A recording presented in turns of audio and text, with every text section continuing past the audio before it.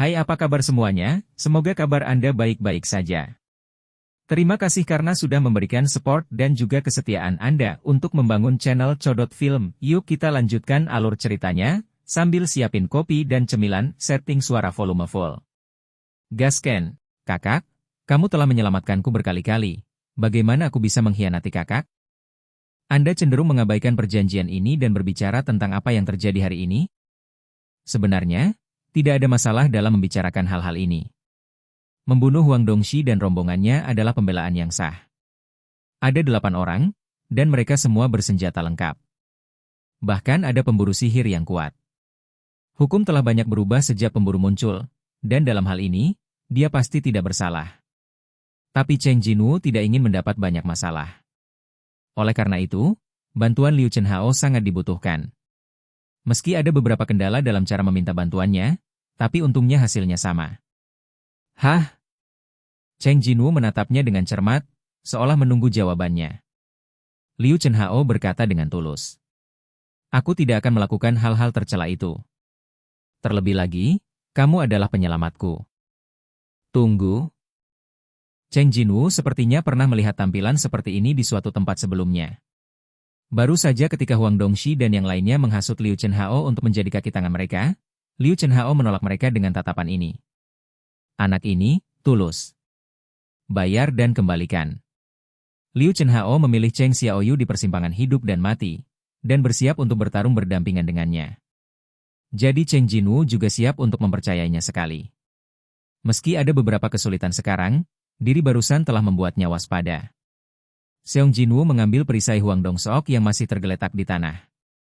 Bagian belakang kepala yang dipukul oleh Huang Dongxi masih sedikit bengkak. Setelah mengamati perisai dengan hati-hati, Cheng Jinwu melemparkan perisai itu ke dinding. Bang!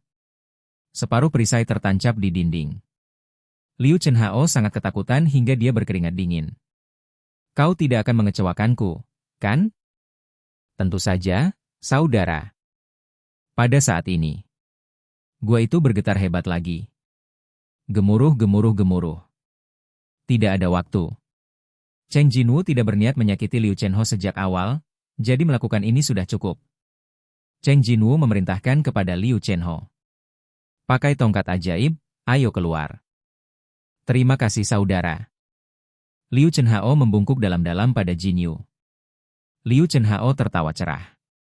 Cheng Jinwu membolak-balik saku Huang Dongseok sementara Liu Chenhao sedang mengemasi ranselnya. Saya pantas menerima ini. Itu adalah 10.000 yuan yang mereka setujui untuk diberikan sendiri hari ini. Cheng Jinwu tidak akan melepaskan 1 sen pun. Ada lebih dari 100 uang yuan di dompet Huang Dongxi. Sedikit lebih dari 10.000 yuan. Aku akan mengambil apa yang seharusnya. Cheng Jinwu menyapa udara, bangkit dan pergi. Setelah Liu Chenhao mengemasi ranselnya, dia mendongak, dan Cheng Xiaoyu sudah menghilang. Di sekelilingnya ada mayat para pemburu itu. Ya Tuhan! Liu Chenhao yang berwajah pucat takut Cheng Xiaoyu akan meninggalkannya di sini, jadi dia buru-buru mengejarnya. Anggota Departemen Investigasi Asosiasi telah tiba. Jika seorang pemburu sayangnya mati dalam pertempuran tim, prosedur tindak lanjutnya sangat sederhana. Beritahu masyarakat apa yang terjadi dan lakukan survei singkat. Kali ini penyelidiknya adalah bibi yang lebih ketat. Siapa nama kalian berdua? Cheng Jinwu. Saya Liu Chenhao. Karena sering terjadi pemburu mati dalam pertarungan kelompok, penyelidikan semacam ini hanyalah formalitas.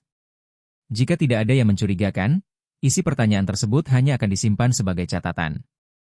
Tapi pemburu level C musnah, dan hanya 1 pemburu level E dan 1 pemburu level C yang selamat?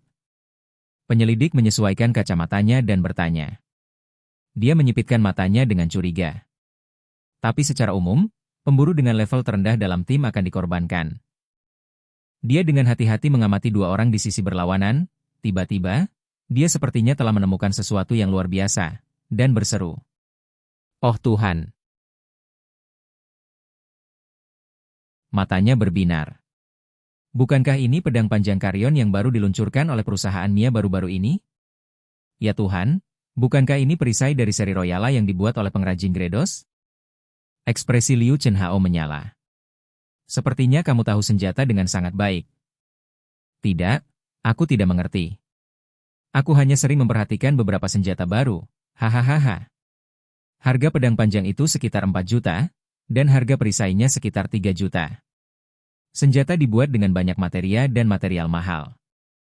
Senjata-senjata ini benar-benar dapat mengubah pemburu peringkat D menjadi pemburu peringkat C atau lebih tinggi.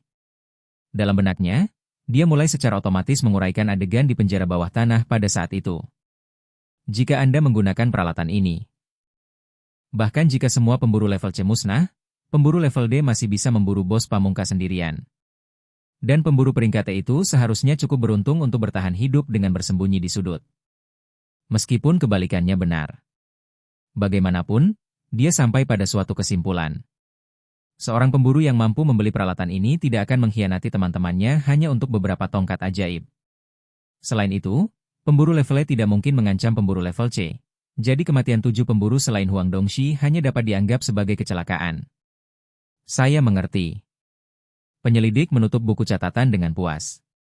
Penyelidikan selesai di sini, dan kalian berdua bisa kembali. Terima kasih banyak atas kerjasamanya.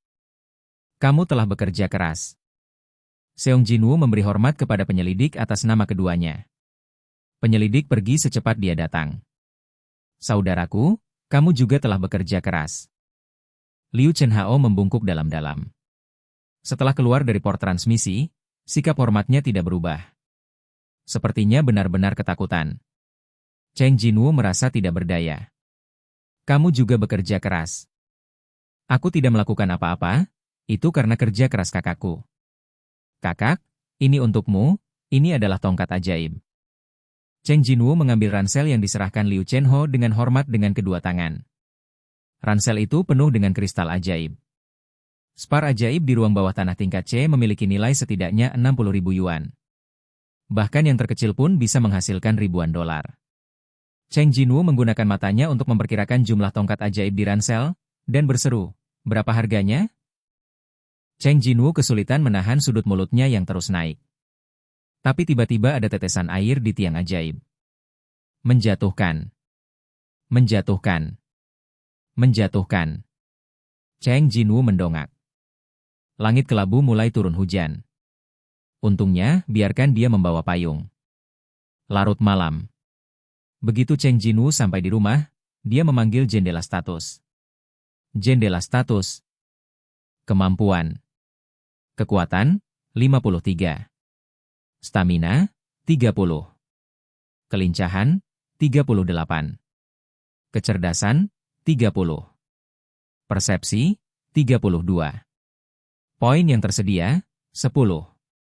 Hadiah 10 poin untuk misi mendesak belum dibagikan. Seong Jinwoo tidak sabar untuk menggunakan poin-poin ini.